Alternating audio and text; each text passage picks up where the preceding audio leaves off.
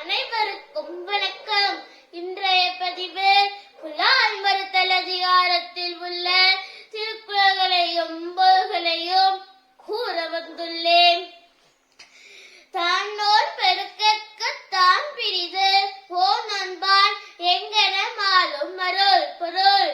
தன் உடலை பெரிதாய் வளர்ப்பதற்காக தான் பிரிதோர் உயர்ந்த செய்ய தின்கின்றவன் எவ்வாறு இரக்கமுள்ளவராக இருக்க முடியும்? பொருளாட்சி போற்றாதார்க்கு இல்லை அருளாட்சி ஆங்கில்லை ஓந்தென்பவர்க்கு பொருள்.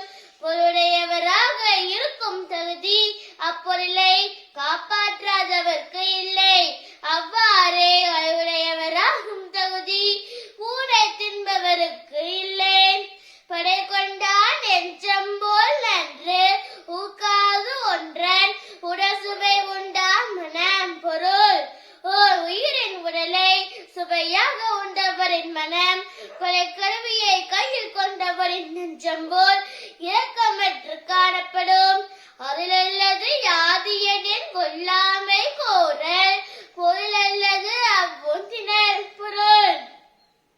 கொல்லாமையே அருளாகும். ஓர் உயிரை கொள்ளுதல் அருளில்லாத தன்மையாகும். அதன் மூடை தின்னுதல் அறமில்லாத செயலாகும். உண்ணாமை உள்ளது உயிரில்லை ஓ நொன்ன அண்ணாத்த செய்யாது அல்லது பொருள். புலால் உண்ணும் பழக்கம் பெருகிக் கொண்டே போனால் பிராணிகள் உயிரோடு வாழும் நிலையே அரிதாகிவிடும். ஓருண்டால் நரகம் அவனை வெளியே விடாது.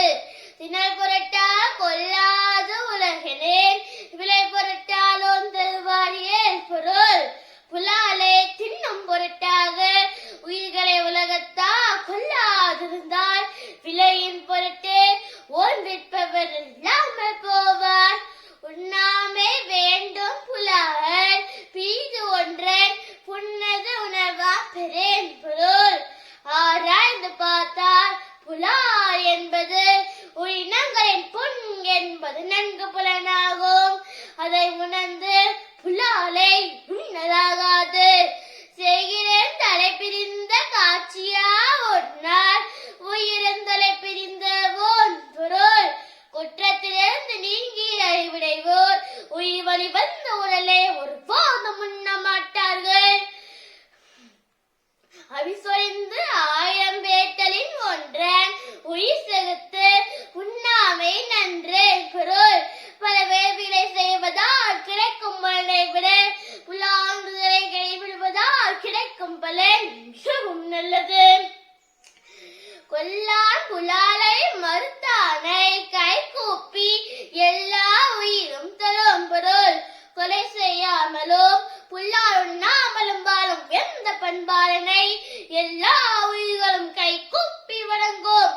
நன்றி, வணக்கம். சேனல்ல உங்களுக்கு இந்த தகவல் எல்லாம் பிடிச்சிருந்துச்சுன்னா லைக் பண்ணுங்க, ஷேர் பண்ணுங்க, மறக்காம சப்ஸ்கிரைப் பண்ணிருங்க.